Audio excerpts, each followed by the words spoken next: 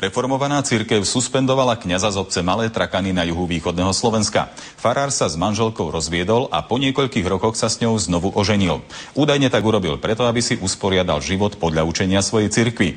Vysokí cirkevní predstavitelia ho aj napriek tomu kňazstva zbavili. Za rozvod šiel farár pred synodálny súd, ten ho v apríli suspendoval z funkcie. Kňaz sa s jeho rozhodnutím nechce zmieriť. Chcel som usporiadať s tým zosobášením, znovu zosobášením, dať do poriadku život. Toto vôbec nebrali do úvahu. Podľa rozhodnutia súdu by si farár kňazské rúcho nemal obliekať už od zajtra. Tvrdí však, že doposiaľ nedostal rozhodnutie súdu písomne, dovtedy sa cíti byť kňazom aj naďalej. Právoplatný bude ten rozsudok vtedy, keď to dostaneme na papiere. Podľa synodálnej kancelárie reformovanej cirkvi na Slovensku je rozhodnutie súdu právoplatné.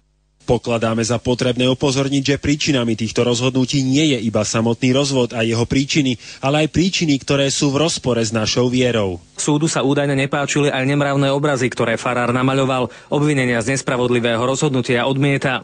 Tí, ktorí sú ochotní takto obviňovať svoju cirkev, mali by si spomenúť na to, že prisahali udržiavať svoje mravy v čistote. A toto platí pre každého farára.